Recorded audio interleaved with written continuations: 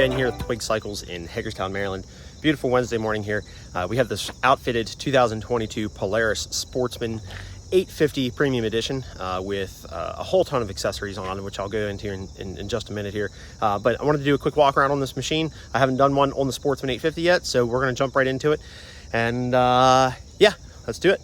All right, guys, so this is the 2022 Polaris Sportsman 850 Premium. For those of you who have yet to see this machine, the Premium Edition essentially comes with the really cool color schemes, the upgraded wheel package from Polaris, and then this also comes standard with power steering as well.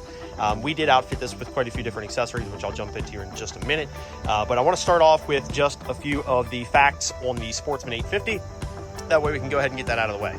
So the Sportsman 850 Premium Edition is available in 3 different colors. Polaris calls those 3 colors the chalk. They have the red, which is basically like a crimson metallic, they call it. And then you can also get this in the camouflage. Now the Sportsman 850 you can get in 3 different trim packages. You can just get the base model Sportsman 850, the Sportsman 850 Premium, which is what this is. And then you can get the Sportsman 850 in the Ultimate Trail Package, which is pretty sweet. As far as engine on this machine, this comes with a 2-cylinder 850cc fuel-injected, liquid-cooled engine from Polaris, boasting 78 horsepower. This is capable of carrying around 575 pounds overall payload capacity, 575, and then towing capacity is rated at 1,500 pounds. It's pretty impressive. For those of you that are familiar with the Ranger 570, the Ranger 570 is Polaris's mid-size side-by-side, and that is also capable of a 1,500 pound towing capacity. See, this thing does set up pretty high, and I'll go around here to the back because this is probably the best way you can see the overall ground clearance. 12 inches of ground clearance. So while we're back here too, I also do want to mention, you can kind of see, it's not an overly wide machine. It's not for an 850. It's not any wider than, like, say, a King Quad 750, Honda Rubicon, anything like that. This is actually sitting at 47.6 inches wide.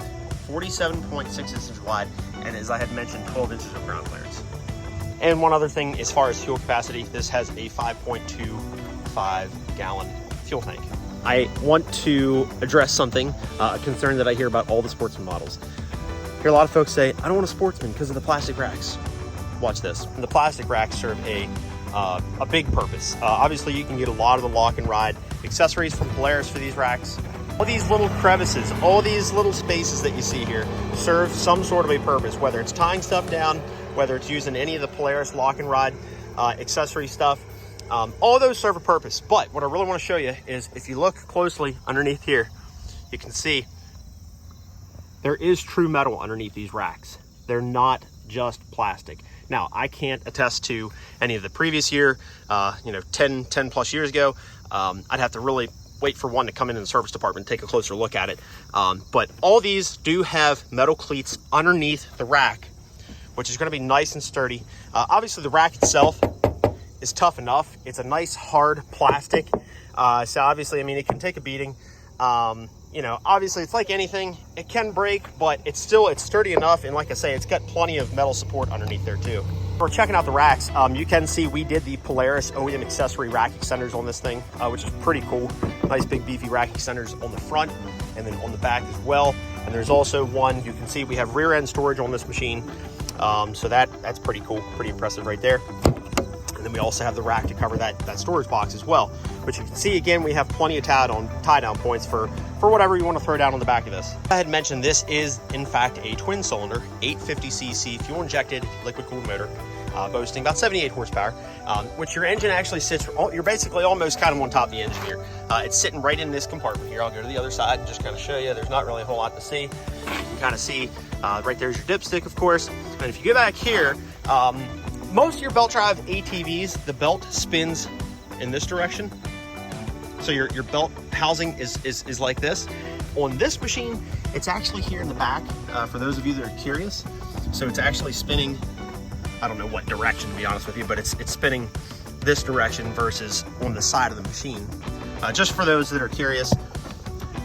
While we're on the back end of this machine, you can see we do have the ability to adjust the preload on our shocks here. You can see all you do is get a spanner wrench if you have a spanner wrench at home. lock it right on that cuff, you spin that, and that's what sets the preload. So if you're setting some pretty heavy stuff on the back of this machine and on the front, it's a good idea. Go ahead and bump up the preload a little bit, just kind of preload those shocks.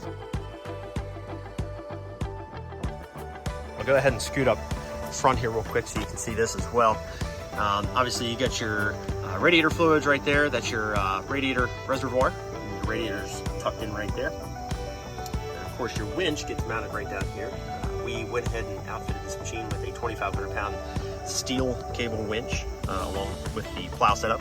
And one other thing I want to mention as far as storage goes, you can actually flip this rack up, which is pretty cool. And you have even more storage right here. And something else that not many people really know, you can actually pop this rack out and you can get your battery. And then of course exposed is a whole lot more. You can get your shocks, you can get your coolant, you can get the radiator cap. Right there's your fuse box. Right there's your battery right there dead center. Speaking of your battery, Polaris actually started outfitting their machines with in-dash battery tenders. So no more having a wire hanging out from the body work or having a wire coming off the battery. Your tender is direct mounted right into the dash there. Put down the front rack, and I just want to show off these Polaris handguards real quick. These just mount right up underneath the handlebar. You can see that on both left and right hand side. Now, it's going to be nice kind of in the wintertime. You know, if you're out cruising through the trails, these are going to help kind of guard a little bit of the wind, keep a lot of the cold air off your hands a little bit. Might be nice just to get a set of Moose. Moose has those really cool handlebar gloves you can get on these things. It's really going to keep your hands nice and warm, but these are going to help kind of guard a little bit of the wind a little bit too. Now this has easily one of the most comfortable seats I've ever felt on a ATV. I mean, this is just an incredibly comfortable plush seat. Nice seating position on this as well. So, I mean, I'm actually, if I scoot my butt the whole way back, you can see we got plenty of space here. You don't feel super crunched. You don't feel like you're cramped or anything in here. You got space to kind of move up on the seat a little bit. You can get nice and close, or you can kind of scoot back. The power steering is definitely great to have. I definitely recommend that on any ATV, especially if you're doing any kind of trail riding, or if you're going to be outfitting the machine with a plow setup, which is going to add a ton of weight to the front of the machine.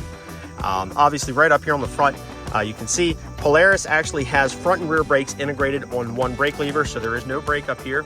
You do have a dedicated rear brake right there, but this is going to control front and rear. Right here you have your headlights, so there's off, low, and high.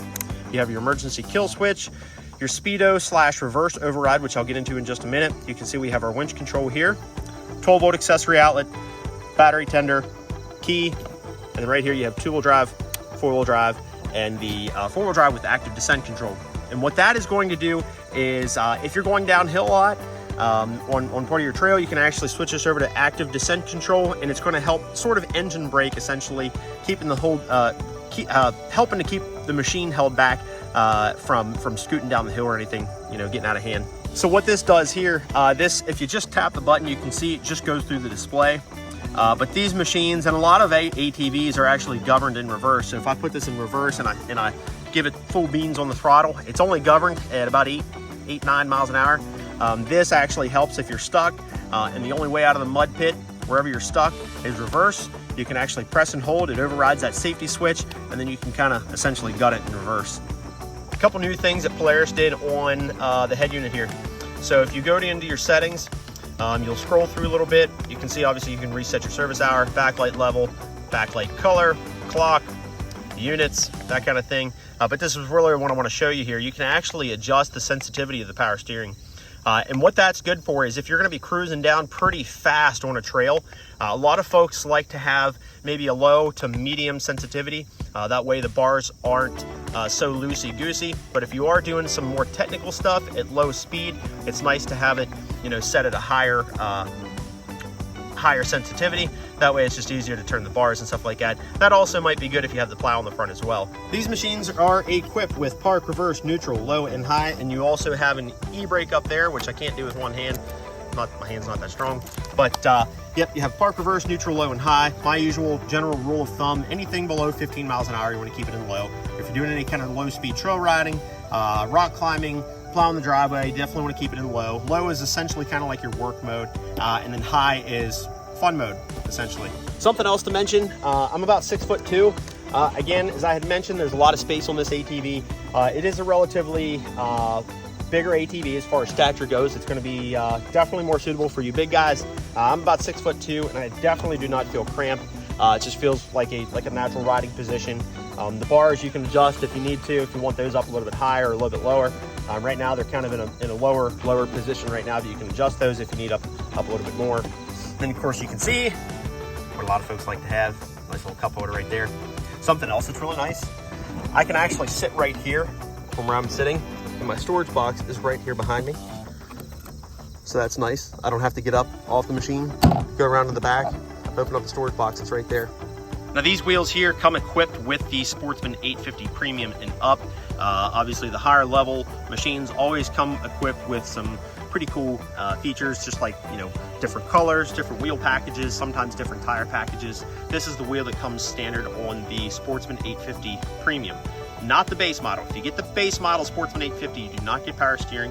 There's only 1 or 2 color options available, and they're kind of bland. And then you also get the bland basic steel wheels. You don't get the upgraded cool wheels like this one does. Something else I get a lot of people asking is, what about heat? Obviously you're kind of sitting right on top of the engine. Well, a couple things here. You can actually see we have a little fin here on the left and right hand side. That's going to help kind of scoop in some air to keep the engine cool. Of course, as I had mentioned, this is a liquid cooled machine, so that's going to help keep the engine nice and cool. Plus, as far as keeping your legs cool, on the inside of these panels are heat shields, so that's going to help reduce a lot of that heat while you're riding. I will go ahead and fire this up because I know a lot of people like to hear that. It'll be a taste of what this twin cylinder 850 sounds like.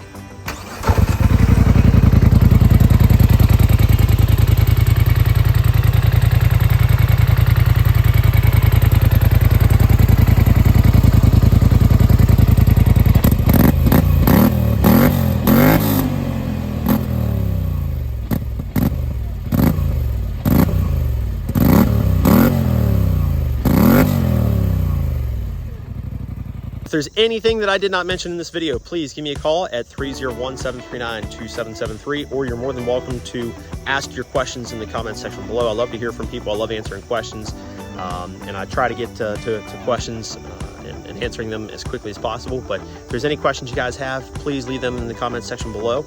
And I hope you guys enjoyed this video. I hope this is informative, and I look forward to hopefully meeting you sometime in the future. Thanks, guys.